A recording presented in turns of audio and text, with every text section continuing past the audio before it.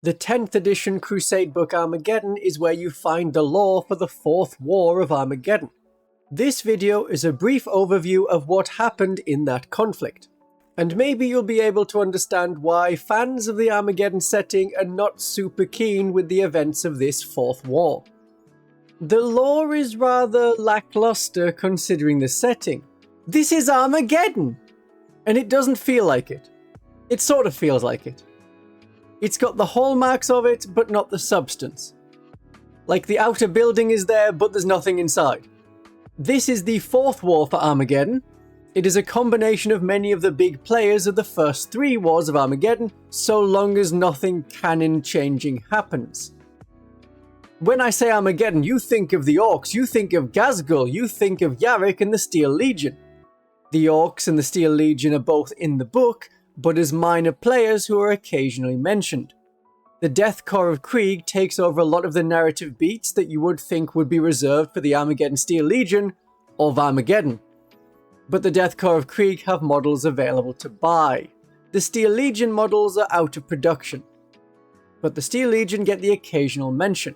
This is much more a refight of the First War of Armageddon, but with Black Templars messing things up. There is no Ghazghkull, there is no mention of Yarrick's death. This is Grey Knights, Space Wolves, and Angron leading the World Eaters, like the First War for Armageddon. When the Cicatrix Maledictum split the galaxy at the end of the 7th edition of 40k, a warp gate was opened called the Red Angel's Gate, and Demon and Chaos forces came out. They corrupted nearby garrisons and started orc stomping. They are mostly contained to the Fire Wastes. The Imperial forces are doing about as well as ever, while the orcs have become a fringe faction on Armageddon. Then Angron rocks up, then the Grey Knights intervene again.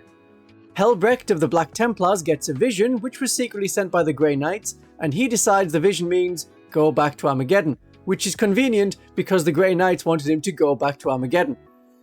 The Space Wolves under Logan Grimnar were already there and had crushed almost all of the orcs in what is less a war and more of a one-sided purge. Ghazghkull had already left before this, which kind of explains why the orcs were so leaderless. The war starts proper, millions die, standard 40k stuff. The Space Wolves and the Grey Knights are in a briefing together, and no one says anything. Logan Grimnar is there. Logan Grimnar remembers the First War for Armageddon, but nothing is said. This was like a great character moment that got missed. Or maybe nothing happening is the character moment. You see, the Inquisition on behalf of the Grey Knights fought the Space Wolves after the First Armageddon War. They wanted to keep the knowledge of demons existing, and also the Grey Knights existing, as secret. The Grey Knights sterilized and killed the human survivors of the First War. The Space Wolves did not like this, and there was a little bit of civil strife. But apparently it wasn't so bad to have a mention again. More troops are needed, so Hive Infernus's internal garrison troops and enforcers like the local police are put into a guardsman army and sent off to battle. Parts of the Hive riot without oversight as cultists take sway over some of the people. The Black Templars go in and indiscriminately kill people in those rioting districts, and the innocent blood spilled helps to fuel the Khorne demon army. So in short, Helbrecht took the defenders of the Hive City out to fight elsewhere.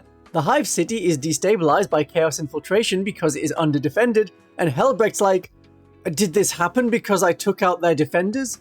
No, it's the civilians who are wrong. Logan Grimnar finds out what the Templars are doing, and he is really mad and ready to slay. So he gets on his sleigh and goes over to have a polite chat. Helbrecht is confronted by Logan Grimnar. Logan Grimnar says, "Oi, stop that."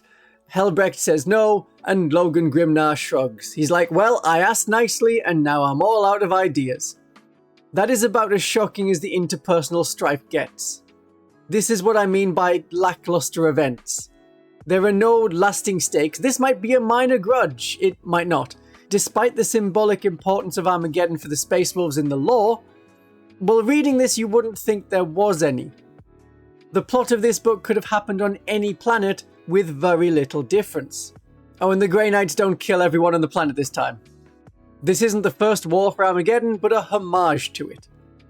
By the end, Angron is banished, then he comes back again, then he's banished again. Millions of Imperials are dead, but the status quo is restored. Armageddon is back to the Imperial forces containing the forces of Chaos in ongoing war, with the orks' presence practically reduced to the feral orks in the jungles. Temporary peace returns, well, not really. A less intense war returns to Armageddon. That is an overview of the lore within the Crusade Armageddon book. The main reason to buy this book is to play the campaign and use rules for suddenly demons. This next video covers those rules and also repeats the lore section, but feel free to skip that and listen to my voice say other words instead. My darlings and viewers, have a great day of 40k.